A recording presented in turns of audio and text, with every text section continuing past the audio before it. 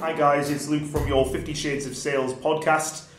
Before each episode, we just wanted to warn our listeners that there may be some swear words or choice language used in any one of our episodes. It's not intentional, we don't mean it to offend, but we wanted to forewarn each of our listeners. Please do enjoy. Hello, my name is Luke Robinson and I'm your host on this 50 Shades of Sales podcast series. For those of you who don't know, this is where we'll be giving you a no-holds-barred alternative view of the challenging yet rewarding life of a sales development representative. Now, in this episode, we're going to be discussing the shift in social selling, just how effective it can be for a salesperson and actually helping them hit their target. Now, joining me on today's podcast is one of Durham Lane's new business executives to discuss all things LinkedIn. We have Russell Renton. How are we? I'm really well, thank you, Luke. How are you doing? Yeah, I'm good. Thanks for asking. We won't be mentioning coronavirus or COVID-19 right throughout this whole podcast. Refreshingly. We should be social distancing. I can guarantee or definitely tell you that myself and Russell are 2 meters away from each other. Okay? Stop pushing my foot like that, Luke. Now, this is a subject that I regularly get asked about in my sales training sessions. We probably don't do enough of it as an organisation in terms of telling people what should happen or, you know, the changes in the market. But considering now that 75% of buyers are now using social media to research vendors, I thought it would be best to educate our listeners on how useful it actually can be. So, for getting the message out there from possibly a marketing perspective, but ultimately, how do we actually gain new business? So, just starting off really, I suppose, what was your introduction to LinkedIn or what's been your experience up until now? I think I had a really weird introduction to LinkedIn. It was right at its emergence, I think back in 2017. 1 year out of university, 1 year working in a bar, come into a sales role. I was given a phone, I was given a spreadsheet with some pre-existing data. Not sure, looking back, what the quality of that was like, and I thought that's what it was limited to. I didn't know, I wasn't aware of all of the sales tech tools that we have. I literally just discovered what a CRM system was actually. It was HubSpot for those interested. Until one day, my manager called me into his office. He was one of the financial advisors, but he was fundamentally a business development manager in the same day. He changed my whole outlook on LinkedIn in social selling. In fact, he didn't change my outlook. He gave me an outlook. He introduced me to it. So I thought it was all formalities, you know, professional C-level written emails, for example, until he showed me a WhatsApp group chat with about 4 C-levels from one of the UK's leading telecommunications providers at the time. Yeah. Sending them videos of all sorts of shite, the type of stuff that me and the lads would have a laugh at on our group chats and the things that we would share with each other, things that I would share with you, mate, outside of work. Yeah. And it was just, how's he doing that, and how's he managed that? Yeah, it was opening up conversations that I would never be able to squeeze out of a cold call or a C-level email. Natural conversations, organic conversations, and that just it clicked there and then. I was thinking, why am I not doing more of this? And it was an uphill battle at first. A new person into the sales role. I still wanted to carry with me all the Oxford referencing and stuff like that I thought you needed in the professional world. But now, ever since then, I've just been on a track to want to get where he was, social selling and having these relationships. It was crazy. Yeah, I was probably similar to yourself. I thought it was a bunch of sanctimonious bullshit. You know, inspirational quotes with like mountains in the background and things like that. But people just being totally business focused. You know what I mean? Wearing capes, standing on the top of businesses with a helicopter in the background, and it just became like a professional standard for me. You get into a professional role, you need LinkedIn. And that's how I saw it in the first maybe 1.5 years. Then I saw it as a stalking tool as to how I found the people that I need to be going after. Then you realise that you then get a limited amount of searches, and there's lots of different add-ons in the way that we approach it. But now, without LinkedIn, I don't think my profile as a trainer, nor a profile within Durham Lane, or could we even shout about the things that we do and have the success that we do, I don't think it would exist without LinkedIn. So how often as a new business executive do you use LinkedIn in your sales approach, and what benefits is it currently delivering? It's a piss easy answer for every day. There's not and I don't think there shouldn't be a minute in anyone's day that LinkedIn's not open in front of them. Yeah. There's a hazard of people getting into the scrolling sort of habit like you're on Facebook, but it needs to be open every hour that you're at work, in my opinion. Some of the benefits that I see from it are easy introductions, quick wins. Yeah. Or he's connected with an old client. That's the easiest conversation you'll ever have. Insight into things that's going on. One idea that I had recently actually, and God knows how I'd commercialise it, but the premise of the idea is all of this... This idea is copyrighted, by the way. Copyright, trademark. But there's so much best practice in LinkedIn, on your LinkedIn feed, that's just not being captured. Think of all the thought leaders, all like everything that's going on at the minute. I know we said we weren't going to talk about it, but how to approach the situation, how to make the most of the situation. Yeah. You're going to read some of these posts from these thought leaders, air quotation marks, they are, but it's just going and disappearing out of our feeds. But some of the best practice, some of the best tips in sales I've ever had have just been while scrolling and just using it like that, not looking for anything in particular. Yeah, I mean, you talk about, you don't think there's any minute of any salesperson days that it shouldn't be open. We deliver a session on this, and the stats show that most people spend an average of 2 hours per day on it. Interesting. And I was thinking, 2 hours? Really? Because again, it's just one of those... It's one of those things. It's one of the tabs that's open in the background all the time, and it's something that you should be using for me as regularly as an email or as regularly as a telephone, because it's another line of communication. But you are connected with a particular individual, or as you said, there is a link because they are connected with that person. Being able to actually manage it and participate. Yeah. It's been a long week. Participate in certain groups and going after the right people who are connected. Because people just connect with people for the sake of it. Absolutely. But there needs to be a point of relevance. And is it actually, what I'm putting out there, is it relevant to the buyer? Are the messages that I'm trying to put out there, the people that I'm trying to attract, is it actually going to attract them? Mm-hmm. So yes, we should use it effectively. But in terms of the results that it brings back, we need to make sure that we're working smart. Yeah? Now, we talk about things that we've done well, how often that you currently use it. What's the biggest mistake you've made while social selling? That's an easy one. This was recent, wasn't it? Yeah, it was very recent actually. One of these thought leaders in the sales space, and he very much is so a thought leader. He gets a hell of a lot of traction and hell of a lot of community response whenever he posts anything, no matter how small or insignificant. I trialed a tool called Expandy.io, I believe, for anyone interested in following in my... Can you expand on that, please? Yeah, sure. Anyone interested in following my footsteps. So fundamentally what Expandy is, it's a LinkedIn automation tool. It's got your typical options like your email marketing tools have: first name, company name, job title. Yeah. Use that limited personalization there to try and craft something half decent, but just send it out en masse. The biggest mistake that I've ever done was when I noticed I had another nice little feature, and it was called the social post engagement. So fundamentally what I'd done was took one of this thought leader's posts, copied and pasted the URL into this platform, sent out an automated LinkedIn request to everyone who'd liked, commented, even viewed the post, and what a response I had back, honestly. I had people complimenting me on my approach, saying how personalised and how different it was, which shows I guess the awareness of people as well, and how it's still emerging. Some people weren't able to tell that it was automated. Some people knew in a heartbeat it was automated and then scolded me for it. But the reason why it was the biggest mistake was I just got outrightly called out by the person whose post it was.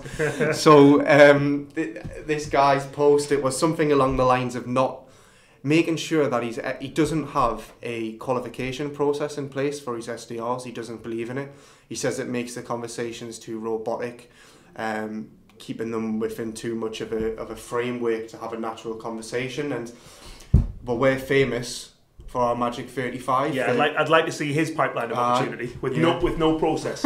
Yeah. So we're famous for our Magic 35. I live and breathe it. I don't write my notes onto a blank bit of paper. I write them onto one of our Magic 35s, which is all the qualification criteria.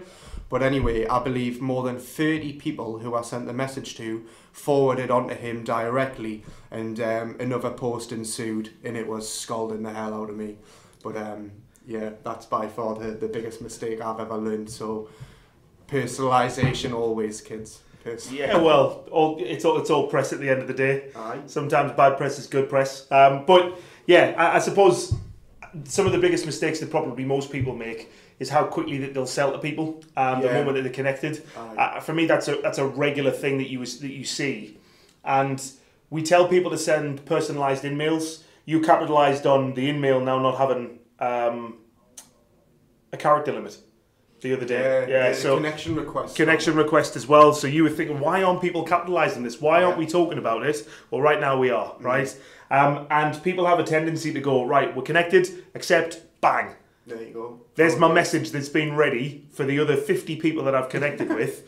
Take your time, personalise the message. Is it relevant to the person that you're sending it to? Is it concise that you're not going to bore them to tears? Is it topical? Yeah. Is there a reason that you're actually getting in touch with somebody? Yeah. But ultimately, what's the call to action? What do you want to ask from this particular individual? Because of the reason that you've actually connected. Now, we've got profiles, right? Probably governed by who we work for. Mm-hmm. Everyone has a consistent look to their LinkedIn profile. But if I was an SDR and I'm new to the world of LinkedIn, and I don't want to come across as the salesperson that we're talking about, what does the ideal LinkedIn profile need to look like, do you think? I've had a bit of advice on this, actually. I reached out to, and I'm sure she wouldn't mind being mentioned, a woman on LinkedIn called Lizzie Lee, who's a business advisor, growth advisor, and she put it to me perfectly. It's your LinkedIn profile, and there's two options you have. You're either your own brand or part of your business's brand. So either you make it all about yourself, and it is your hub, it's a personification of you, mm-hmm. your crack, your values, or you're just another another headcount on the LinkedIn for that company. Yeah. Their banner, maybe their logo as your profile picture if you don't have one yet. But it's simple. It's you're a brand of your own, or you're just an extension of your businesses. Do you think some people are scared to be themselves on LinkedIn? Yeah. Absolutely. I think especially with SDRs, it's similar to me. When I first came into the role, they'll have this idea that it's a professional network, a formal network for professionals to be in a community. Yeah, my professional picture is Wall Street. I've got a red tie and braces on. No, you're a real person. But now I'm noticing more and more on LinkedIn, people with blue hair in their profile pictures. Yeah. People with all types of daft little quirky stuff, and it's brand or business. I think with the brand, you can post more of your own thoughts. That's how you can position yourself as a thought leader. Whereas as a personification of your business, I guess you're just limited to their value messaging. So you're limiting your outreach there as well, and your future potential. I think the mistake that a lot of people make with LinkedIn, and it's probably down to the fact a lot of people will make their LinkedIn their first day at the new job, for instance. And I think sometimes the job tells them how to write it as well. Exactly. But a lot of people, and it did take me a while to realise that your future is in your LinkedIn. The LinkedIn's your CV. So you might have worked for a business for 2 years, but you don't then brand the CV with the watermark of that business. Mm-hmm. And I think a lot of people forget that. A lot of people think that, I made my LinkedIn on my first week at this new company, therefore it's just an advertising platform for them. It's another set of eyes, whoever goes on that profile for my business. But you can use it to create your own brand and to create your own following, as a lot of people do.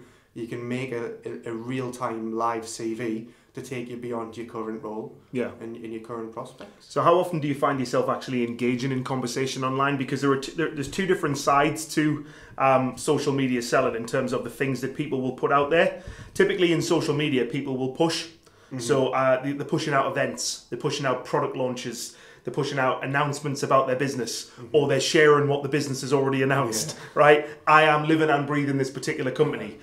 You've got relevant content. Sometimes they use published research. A lot of the time, it's not their own. It's someone else's, and we're just almost piggybacking on that particular thing. But where a lot of people miss out is the pull side of social media, actually asking questions of your audience. So, engage in online conversation, show that you're actually listening. What you don't want to be doing is pushing loads of stuff out. Then you say, listen, leave your comments below, or comment yes if you've seen those before, right? Yeah. But let's say you then don't reply to any of it. That's then negative traffic. So you've got to be able to almost encourage buyers to your website where they can actually buy from you, discover how to buy from you. You need to be putting posts out, videos, pictures that actually represent your own culture as an individual, your own brand, but also the culture and the brand of the business. I think far too many people just go, this is what we do constantly, instead of actually, this is how we move. And we do have a Pancake Tuesday, right? And we do have a spread during COVID-19, which people seem to think is the most ridiculous thing. But listen, complaint handling or inquiries, where's the quickest place to get a response from a big company if you want to make a complaint? Social media. I've got an interesting one for you on this, actually. So when we were in Mexico last year, I had my phone robbed, I had my watch, my necklace robbed. My fiance had a lot of her jewellery taken from the hotel room. The hotel wanted absolutely nothing to do with it. We wanted nothing to do with the Mexican Garda. And thieves are available in other countries, by the way.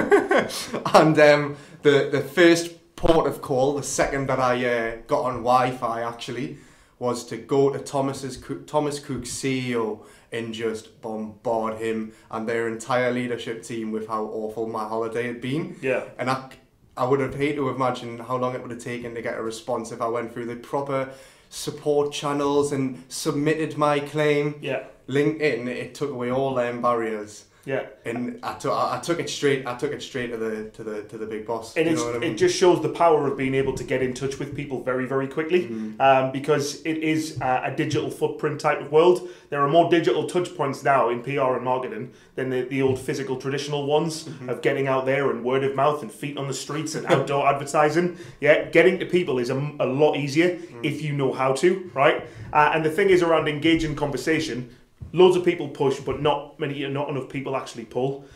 So I was just thinking around LinkedIn netiquette and the things that you can actually do. But we follow the old ADA formula a lot of the time. And I get a lot of individuals to think about, if you're going to be putting a presence out there, right? Awareness, that's the first A of, what awareness? So what type of messages will actually attract your buyer's attention? Okay. Second is interest. What will get them more interested in you than in your actual competitors themselves?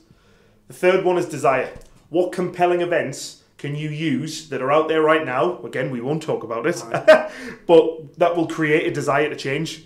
What compelling events can you use to put out there to actually think, wow, people do need to change, but ultimately, how do we create action?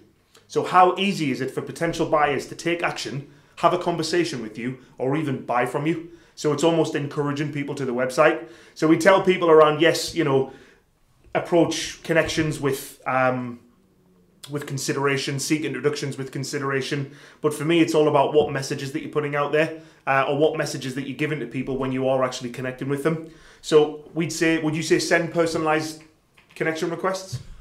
Yeah, absolutely. I think it's just becoming a necessity. I think there's too many people. It's too easy. I remember when I keep on talking about when I first discovered LinkedIn. Apologies for that, but it was all about connection count. So I remember for about an hour or two a day, up until the point where it stopped me from doing it anymore. People you may also know, and I was just click, yeah, and connecting with everyone. Now, I think the revered 500 plus connections. Yeah, exactly. The 500 plus. That's what I was gunning for. Yeah. And that is now diluted my news feed. It could have been a feed of pure compelling events related to my businesses, but because I went mad on that button, that connection button, I've lost that, and it's going to be hard to backtrack. But I think there's too much awareness of people now just going mad on that button. Yeah. And I say like items sparingly as well. There is always that one person or that one company that you're looking to try and impress or gain a little bit more traction with. And I liken it sometimes to if you're on social media and you really like a girl and you overdo it on the like button, right? So like items sparingly. I would always say post content that appeals to your target audiences. Get a professional picture, right? Not you on a night out, right? Keep your profile up to date. So anything that you're doing, anything that you've changed, or anything that your own company is doing, then keep it up to date. Participate in selected groups that are actually going to be worth doing. Right? Seek introductions with consideration. And would you say keep your in-mail short and to the point? Do you have a standard in-mail that you go after, or is it always different? To be honest, it's a conversation I was having with Rory Stark, one of our consultants, the other day actually. In-mail versus email. Email, you can disguise and they'll open it and you have the call to action at the bottom with the value proposition.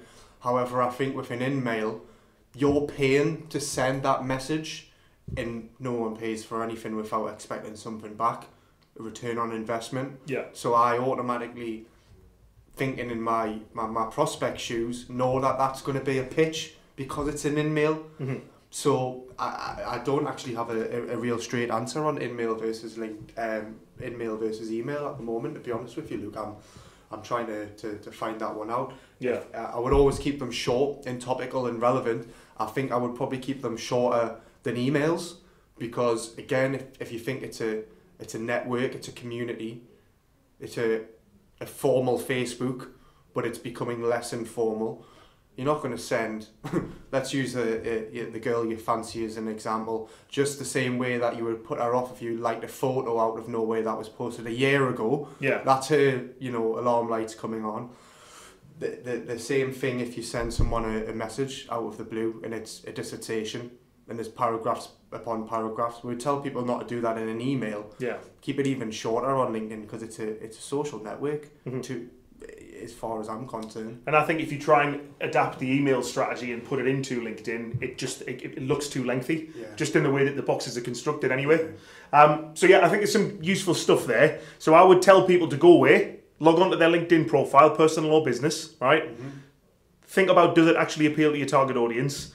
Then think about what are all the steps that you can take to actually enhance your LinkedIn presence. Even if you want to put a 30, 60 and 90-day social media plan in place, I'd always encourage people to do that. Just to finish though as well, we've probably answered some of these questions anyway, but what would you say is the biggest do and the biggest don't using LinkedIn? Absolutely. So I'd rattle off a few, to be honest. I've got some really good tips on LinkedIn. It's taken this to catalyse some of them. So definitely number one up there is use the tools that are readily available to you on LinkedIn. There's a lot of integrations for LinkedIn which can make your life a hell of a lot easier. I'd recommend a lot of people to go look at Link Match, which links your CRM up to your LinkedIn. It's a Chrome extension. But say, for instance, you find someone's profile you like on LinkedIn, hit that button, input them into your CRM system. Efficiency, I'm obsessed with the word. Use names, use connections of people. One thing that I've been doing this week, as we're in this absolute shit mess of a situation, is going through our current clients' recommendations in endorsements of their skills. I'm having a conversation with someone who's a friend of our clients. It's the easiest conversation ever. A lot of people don't know that, the easiest, quickest win is already at the bottom of the existing client's profile, for example.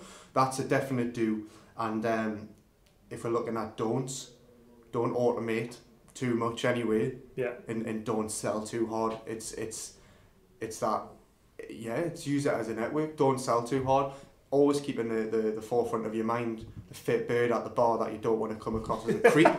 No one wants to be the creep at the bar. No one wants to be the creep on LinkedIn. And I feel that's what a lot of both salespeople, certainly, and recruiters are getting a bad rep for. So is LinkedIn worth using? 100% yes. I don't understand if anybody is operating as a salesperson without it, but it's how effectively that you actually use it. So hopefully there's some really helpful hints and tips on there. What you can do is you can get in touch with us if you do think, you know what, I've missed something there. I'd like to find a little bit more about it. But please do get in touch and tune in the next time for some more helpful hints and tips. But Russell, thanks a lot for your time today. Thank you, Luke. It's been a pleasure. And take care, listeners. We'll speak to you next time. See you there, bro. Bye-bye.